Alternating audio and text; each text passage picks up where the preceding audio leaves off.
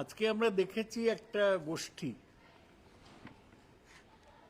যারা তৃণমূল থেকে বেরিয়ে যাওয়া গোষ্ঠী এবং যাদের নেতাকে তৃণমূল বহিষ্কার করেছিল, তারা নির্বাচন কমিশনের ফুল বেঞ্চের সাথে মিটিং করেছে। এর আগে নির্বাচন কমিশন জানিয়েছিল যে শুধুমাত্র অথরাইজ রিপ্রেজেন্টেটিভ, স্বীকৃত প্রতিনিধিরাই ফুল বেঞ্চের সাথে দেখা করতে পারে। আমরা তো মমতা ব্যানার্জি যে তৃণমূলের চেয়ারম্যান, তারা তো কোনো মিটিং চাইনি। তাহলে এই ভেঙে যাওয়া বিক্ষুব্ধ এমএলএরা কি করে সাক্ষাতের সময় পেল? আমরাই তো ঠিক করব যে কে আমাদের দলের প্রতিনিধি। এতে জ্ঞানেশ কুমারের কোনো ভূমিকা নেই। আমরা যে কোনো লোককেই ইসিআই অ্যাপয়েন্টমেন্ট দিতে পারে। যে কোনো ইন্ডিপেন্ডেন্ট এমএলএ গিয়ে তিনজন নির্বাচন কমিশনের আধিকারিকদের সাথে দেখা করতে পারে। আমরা জানতে চাই যে এর আগে কি এরকম লোকেরা দেখা করেছে? জ্ঞানেশ কুমারের বিরুদ্ধে আমরা তো এর আগে পার্লামেন্টের অনেক মেম্বারের সই করে জমা দিয়েছি ওর ইমপিচমেন্টের জন্য। এখনো স্পিকার সেই ব্যাপারে কোনো সিদ্ধান্ত নেয়নি। অমিত শাহই নির্বাচন কমিশন চালান ওর প্রিয়পাত্র জ্ঞানেশ কুমারের মাধ্যমে। অমিত শাহর কথাতেই এই মিটিংটা বেআইনিভাবে করা হয়েছে। ইলেকটোরাল প্রসেস, দেশে নির্বাচনী পদ্ধতি পুরোপুরি জ্ঞানেশ কুমার চালাচ্ছেন।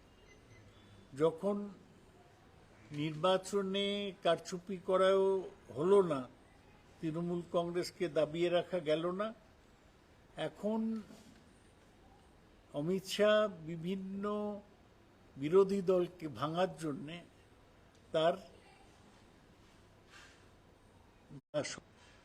অনেক কোটি টাকার ঘাপলা হয়েছে, কেলেঙ্কারি হয়েছে। এরা রাম মন্দিরের টাকাও ওরা নিয়ে নিয়েছে। এই যে টাকাগুলো নেওয়া হচ্ছে রাম মন্দির থেকে, সেই টাকাতেই বিভিন্ন দল ভাঙার খেলা চলছে। এইটা আমাদের বক্তব্য।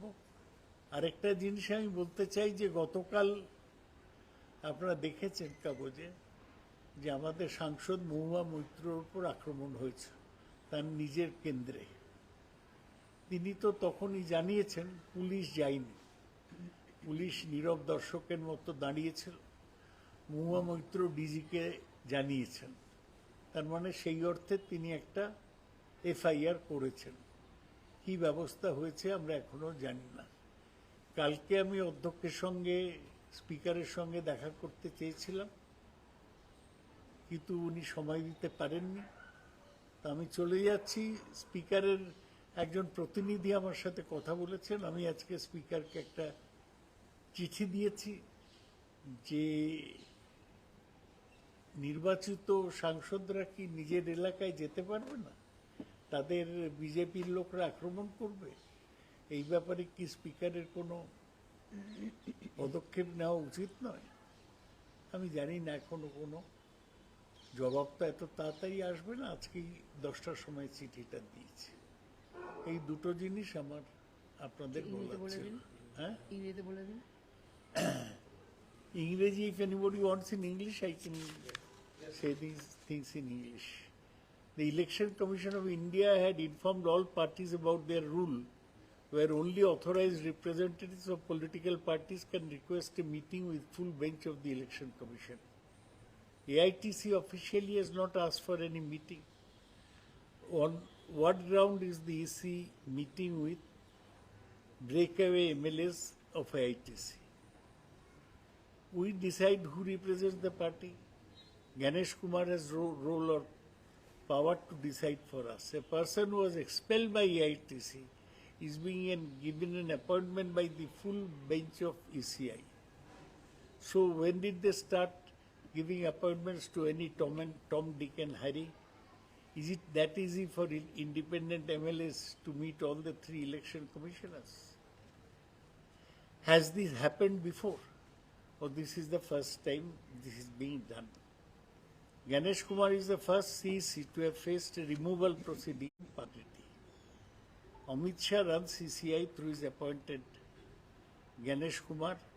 Today's meeting is being held at his behest. Ganesh Kumar is the face, but Amit Shah controls the electoral process in India. When rigging elections didn't help in suppressing AITC, Amit Shah is funding traitors to co-opt the opposition by targeting different parties. We have recently seen scam of hundreds of crores done by the BJP. They didn't even spare donations to the Holy Ram temple. The money stolen from holy causes is being used for the unholy act of buying MPs and MLAs. And I've also told you about Mahua Moitro, our party's lady MP, who was attacked when she went to her constituency in Kaliganj, in Nadia district. Stones and eggs were thrown at her.